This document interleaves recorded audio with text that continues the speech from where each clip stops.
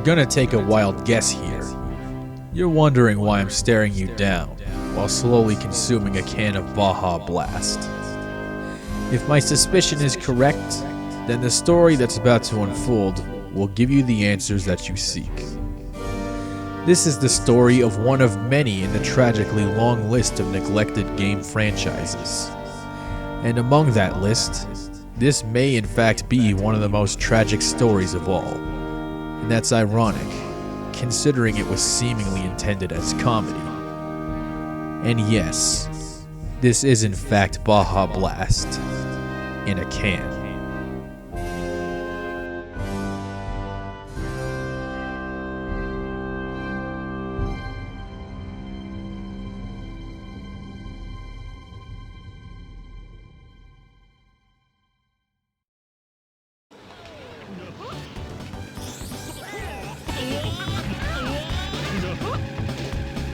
Well guys, would you look at that? It's just me, you, and Diddy Kong Racing. Who could ask for more? This is just perfect. Well, almost.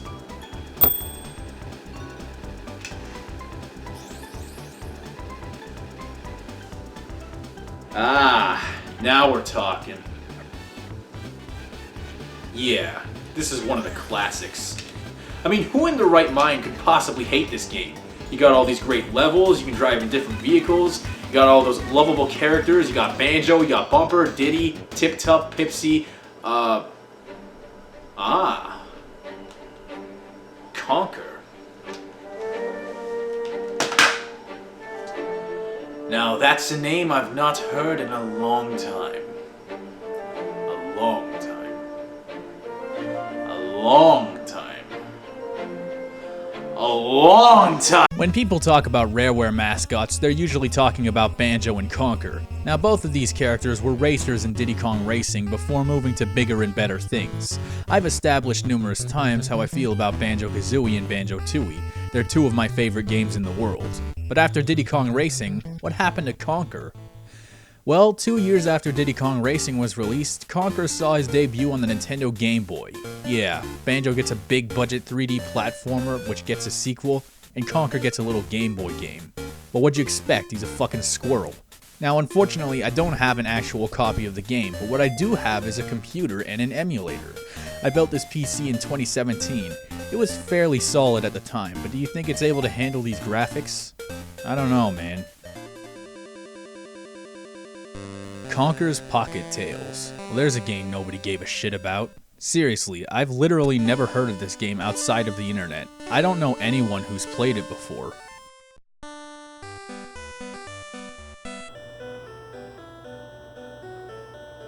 So you enter your initials and you're greeted with the intro story. It's Conker's birthday and he's celebrating it with his girlfriend Barry. Then they bang, apparently. Yo, what's this game rated? But nope, it turns out the evil Acorn has crashed the party and kidnapped Barry. But worst of all, he stole all your presents, and now your birthday is ruined. Oh what, is this the worst birthday you've ever had? You know how I spent my last birthday? I was drinking in a basement, wondering if anyone would notice if I died. You don't know how good you got it, punk! So the game starts you off in Conker's cozy little log cabin and... Wait, what's that? Is that Donkey Kong Country?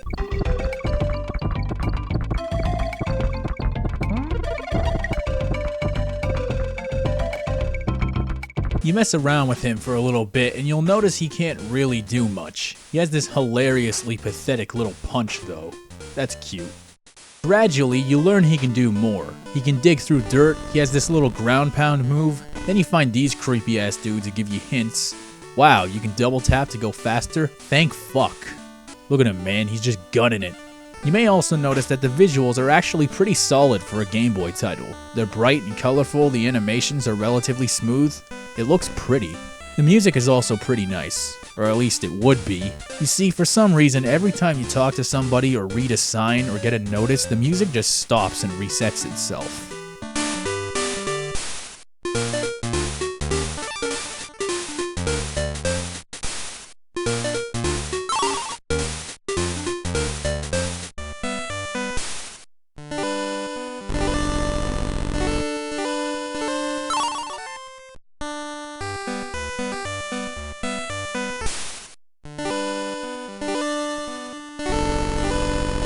Also, you'll notice fairly quickly that the controls have a level of clunkiness to them. It's a top-down Game Boy Color game, so a certain level of clunkiness is to be expected, but you'd think by 1999 they might have been a little more sophisticated. I mean, that's the year Earthworm Jim 3D came out, and nothing says sophistication like Earthworm Jim 3D. The gameplay consists largely of traveling these big overworlds in search of keys that will allow you to open certain areas, as well as finding tools such as a slingshot, which you can use with the B button. I think what they were going for here is a bit of an original Legend of Zelda type deal. There are hints and clues as to where to go, but for the most part, you're kind of just walking the earth and using your own intuition as a means of discovery. Hell, the game even has block puzzles. You see, unlike Banjo-Kazooie, where the characters themselves can just do a lot of things on their own, I think the idea of Conker is more that he's a resourceful kind of guy. He's a lot more accustomed to using tools and items to get what he needs. Unfortunately, the game just feels like it's missing that level of fine-tuning that separates really good games from mediocre ones. The game is just lacking something very fundamental. Fun.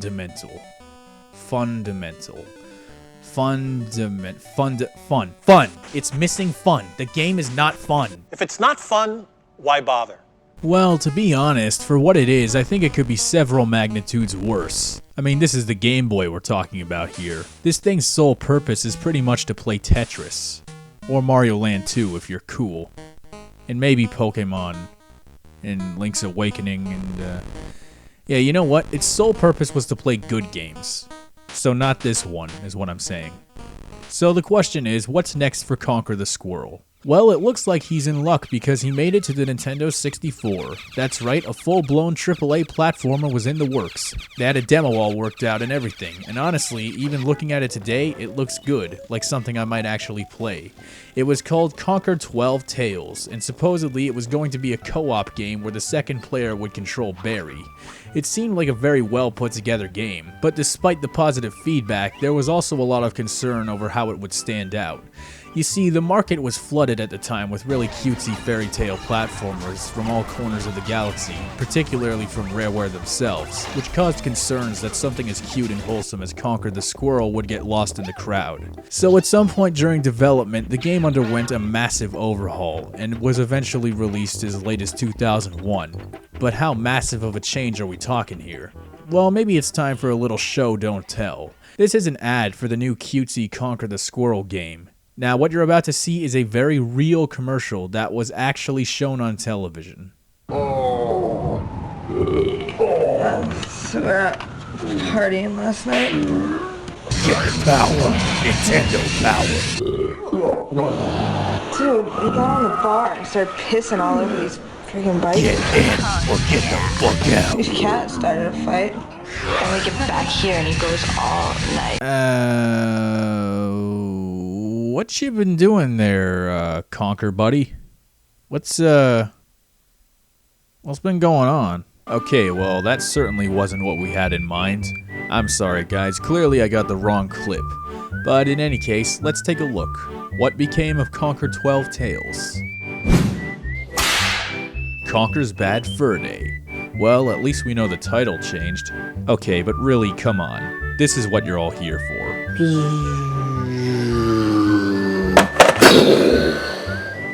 I don't know why I did that. I don't know what that was.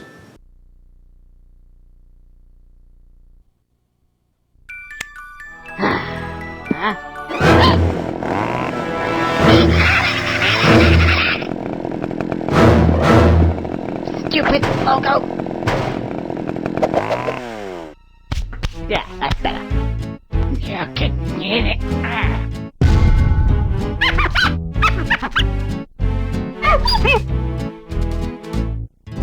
Marvelous. I couldn't think of a more perfect way to open up this game. Immediately, you know exactly what kind of character Conker is. And then you see him stumble into a bar, and you see this big cast of characters. Right off the bat, it's just prodding your imagination. You're wondering who any of these guys are and what their purpose is. Who's this guy? What's his deal? So you start a new file, and Conker begins telling you the story of how he became king of all the land. So right off the bat, you know vaguely how the game ends, but you want to know how and why it happens. It's more about the journey than it is about the destination. Then it cuts to Barry, who looks quite a bit different than she did in Pocket Tales. Conker is at the bar and he leaves her a phone message saying he's gonna be late because he's celebrating with some friends who will be going away soon. So yeah, the game starts with him completely blowing off his girlfriend just so he can get wasted out of his mind. Needless to say, he drinks too much and blacks out in a strange place. It happens to us all. Just listen to the sounds here. This is some of the most impressive atmospheric sound work I've ever heard on the Nintendo 64.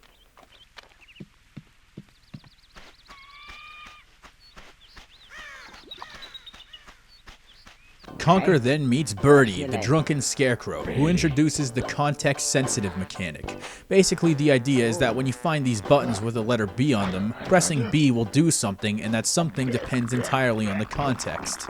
Context sensitive. Clever. I think what they wanted to do was give Conker a bunch of different abilities, but only to be able to use them when necessary. It's possible that they saw Banjo-Tooie with its vast array of moves and thought it was too confusing for people. I never had an issue with it personally, but I guess I wouldn't blame you if you did. So basically, the story is that Conker just wants to get home and get some shut-eye. But meanwhile, the evil Panther King has a defective table which caused him to spill his milk, and he's fucking pissed. Now why does that matter? Well, his elite scientist has determined that the only thing that can replace the missing leg of the table is a red squirrel. So that's it then. Conker is being hunted down so he can hold up a table with milk. The way Conker's Bad Fur Day progresses is not like most 3D platformers. It's sort of open world in a way. There are no levels in the traditional sense. You just sort of wander around and stumble into situations which will often lead you down a rabbit hole of other happenings until you find a wad of cash. Hey, I'm here. Hurry up. Pick me up, shithead. Excellent. Jetpacks and butlers. Here we come. And no, the game isn't really a collectathon like its contemporaries. You collect chocolate for health and red tails for lives, but that's pretty much it. Each event is completely different from the last. Some levels are just platformers, sometimes it turns into a racing game, and sometimes it's a motherfucking third-person shooter. Yeah, fuck you, teddy bitches. While the game has a vast amount of variety in terms of gameplay, the gameplay is often overshadowed by its subject matter. Every single part of the game is just full of outrageous, inappropriate hilarity. Why is it everybody so offensive around here? Either bring me back me missing coats, You don't have to shout. I'm deaf. Speak up, off. Hang on a second. Well, hello there. And aren't you the handsome one? The game is driven almost entirely by comedy. I don't want to spoil everything for you, but let's just say you get drunk and piss on some firefuckers, you roll a ball of shit up Spiral Shit Mountain, you get a dinosaur to eat these little bastards alive, there's movie references all over the place, you get a bee to tit fuck a sunflower,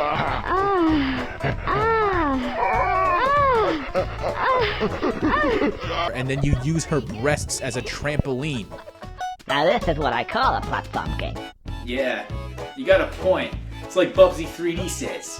What would a platform game be without platforms? Hang on a second.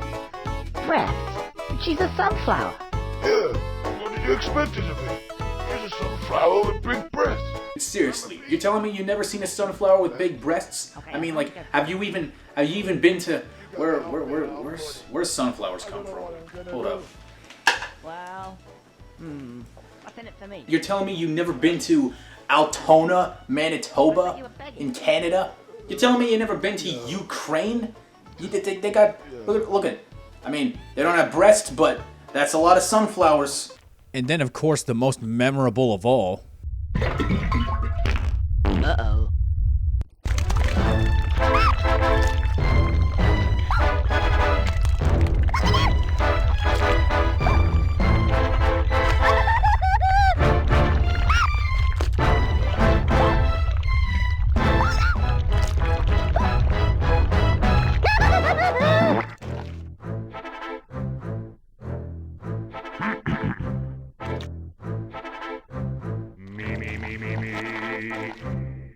I am the great mighty Pooh, and I'm going to throw my shit at you.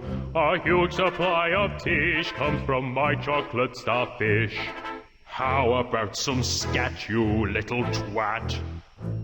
Now I'm really getting rather mad. You're like a niggly, tickly, shitty little tag nut.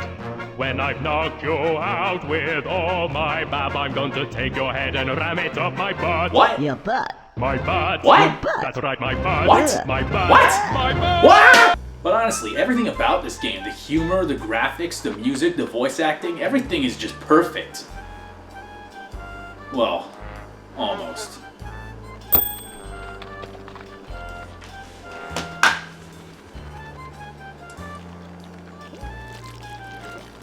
Is that Baja Blast in a can? No, that's impossible. Right?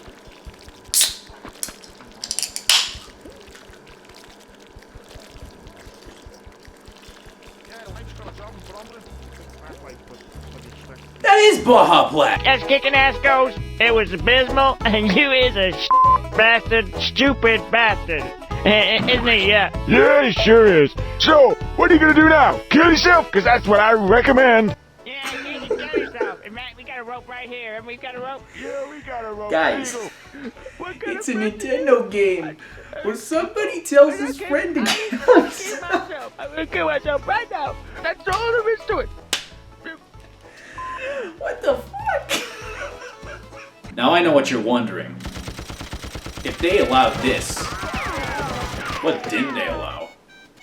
Well, for one thing, some of the swearing is censored. There's no uncensored F-bombs, for instance. There was supposed to be a scene where this guy beats a Pikachu to death, which Nintendo didn't allow because they love Pikachu. There was a joke about the KKK, which Nintendo also didn't allow because they love the KKK. But still, I'm impressed with how lenient they were. Make no mistake, Conker's Bad Fur Day is driven almost entirely by its comedy. But that's not to say the game isn't fun. It is. One thing that's bullshit is that the game is way too dark sometimes. I had to turn the brightness and contrast all the way up to 9,000 just for this part right here. The camera, like most 3D platformers of the time, is also a complete whore sometimes. And to top it all off, depth perception is the biggest bitch in the world. But at least when you die for the first time, you meet Greg the Grim Reaper, one of the funniest characters in the whole game. Aren't you a little shot to be a Grim Reaper? Well, how many Grim Reapers have you met before, mate? What am I supposed to look like? Actually, you know who the funniest character in the game is? It's Conker himself. You see, unlike the righteous heroes of other platformers who are there to save the good people of the world, Conker is just a complete fucking entitled brat. There's even a part where he almost cheats on Barry with a big-breasted cave woman. There's something very ironic about Conker's Bad Fur Day. Almost everyone would describe it as comedy, and of course it is largely comedic in tone, but the game is technically a tragedy. I don't want to spoil the game's ending in great detail, but let's just say that it doesn't end happily. At the same time, it also represents the end of an era. When it comes to Rareware's masterpieces, this is basically the last one. It's not that there haven't been good games since, but this was the last truly rare game. It's strange. It's almost as though they predicted the fate of Rareware. They even went as far as to have Banjo's taxidermied head mounted over the fireplace and Kazooie on the end of an umbrella. In a sad way, the game is almost poetic. In fact, it's almost as though they knew how much I loved Banjo-Kazooie and Conker, and they knew how disappointed I would be if they were to fall from grace, and that they planned this specifically to piss me off because they're inside my brains and they just want to harass me.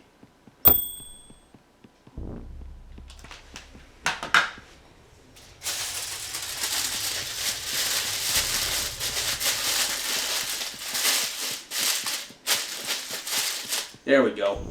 Fuck you, Rareware. You all know what happens next. Nintendo sells Rareware to Microsoft. Which brings us to the final exhibit, Conker Live and Reloaded. The game was originally intended to be Conker Live and Uncut, and it was going to be a remake of Conker's Bad Fur Day. The idea behind the remake is that all the elements that were censored in the original game were going to be completely uncensored and the game would get a graphical overhaul. It sounds like a pretty good deal. But before we get into it, I haven't really talked about the Xbox before, so let me just say, while it is a badass piece of hardware, the controller is a dumbass piece of shit. What's up with these button placements? You know, the N64 had 6 face buttons, but they were all convenient and easy to reach. But with the Xbox controller, you're moving your thumb all the way to the depths of hell. It's not even ergonomic at all. Why the hell would they do that? You know, I'm not gonna lie to you guys, I really hate the back of the box for this one for some reason. Gaming's notorious squirt is back with a raging hangover and more tood than ever. Laugh your tail off. Conker's outrageous movie parodies and humor will have you rolling on the floor. I gotta tell you, I'm already not rolling on the floor. I'm standing up. Play with friends. No, play with yourself. Oh god. Oh, for fuck's sake. I forgot. This is a disc-based game. There's load screens.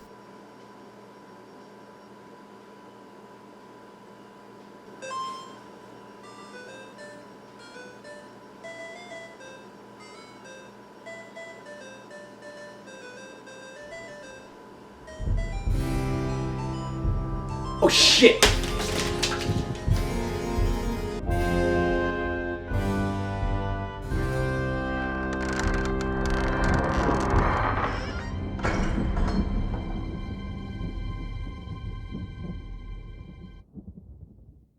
Oh, never mind.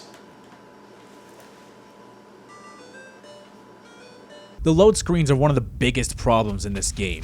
Every fucking time you walk into a new room or die, it loads. Yeah, load of bullshit. Yeah, I've been watching AVGN. Also, the next thing you'll notice is the graphics. Now, for the time, these graphics were actually amazing. Seriously, on a purely technical level, this game is beautiful. It's a spectacle. But there's one big flaw. This doesn't look like Conker's Bad Fur Day. It looks like Conker's Call of Duty Day. Just look at Conker. He doesn't look cute. He looks horrifying. And that's the problem. They went for a more realistic aesthetic for this game, which, while technically impressive, completely derails the tone of the original game. The idea was that it was supposed to be subversive. It was supposed to look like a happy, fun platformer like Banjo-Kazooie, which made it all the more shocking when he started blowing people's heads off. In this game, you expect that to happen. It's not shocking. They even went as far as to add this weird dark filter around the screen, like it's some sort of horror game. That'd be cool in the zombie level, but everywhere else, it just looks like shit. I think maintaining a visual style is much more important than just making something look as realistic as possible.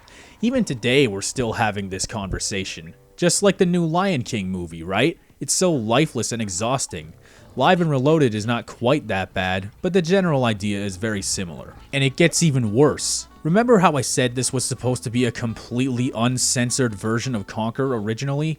Well, would you believe that this version of the game is actually more censored? Duct tape. I'll give him a duct tape. I'll come down here, I'll show him what the duct tape is, I'll show him where to stuff it. Stupid. All I do all day is try to sort his stupid problems out of it. Hey, I'm here. Hurry up. Pick me up, head. Yeah, you can't even say shit anymore. And that's criminal. You don't mess with a man's shit. There's a way to revert it back to the way it was in the original game. Fuck is still censored. But why is that even necessary? It's like Mortal Kombat on Super Nintendo. But that was Nintendo in the 90s. This is Xbox in the 2000s, the edgy 2000s. This is the console that brought us Halo. And, Halo. The controls are more refined, aiming and shooting feels much more precise and reliable, the frame rate and resolution are much better. It can be reasonably argued that the gameplay is much better in many respects. I mean, the camera still sucks ass. And as I said earlier, most of Conker's charm comes from its comedy, and that has been largely trampled by the new direction. Imagine South Park if they just animated it like a gritty anime. Actually, that'd probably be hilarious. Why does he have a baseball bat instead of a frying pan? Why is he holding a chalice? He had a glass of milk for a very specific reason. He had 2 guns for a very specific reason. It's like Wowie Kazowie in the new Conker's Bad Fur Day remake. We changed that glass of milk to a chalice. We took away one of his guns. Now he only has 1. And the frying pan is now a bat. Great. Why though? Why did you do that? That's the most frustrating thing about this version. Little details that made the original game all the funnier were seemingly changed for no reason. Maybe it was copyright? Who knows? From what I understand though, there are a number of people out there who actually prefer this version of the game. I can understand that to a degree. As I mentioned earlier, the frame rate and resolution make it more playable in a lot of cases. The sound quality is better, the songs are all remastered. There are good things about this remake. It doesn't give me the same feeling the original does. But you know what would be amazing? How about a new Conker game altogether? At least Banjo got nuts and bolts. Hell, he's in Smash now. What does Conker get? Well, he gets the Project Spark thing and... What the fuck? What the fuck? What is that? What is that? Fucking kill it! Kill it! God damn, you know what? Fuck that. I quit. That's ridiculous. I just quit. That's it. I'm done.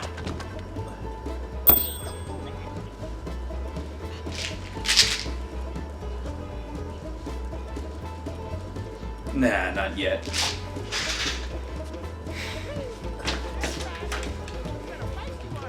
One of the game's lead developers, as well as Conker's voice, Chris Savor, claims that there actually were plans to make a sequel to Conker's Bad Fur Day.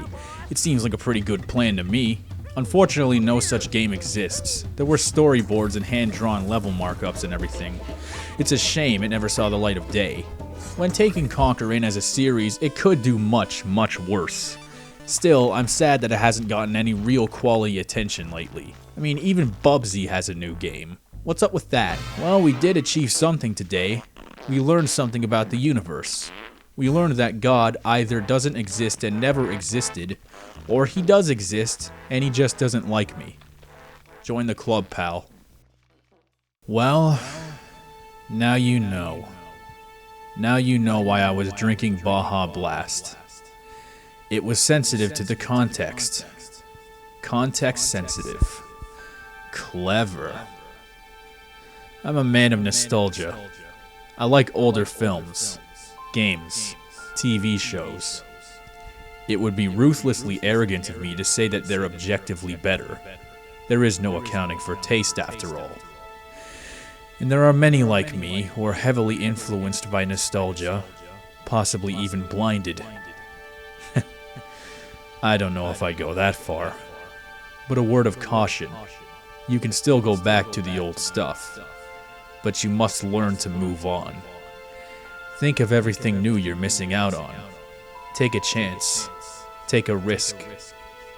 Even the old games were new at some point in time. Nostalgia is common, but don't let it consume you.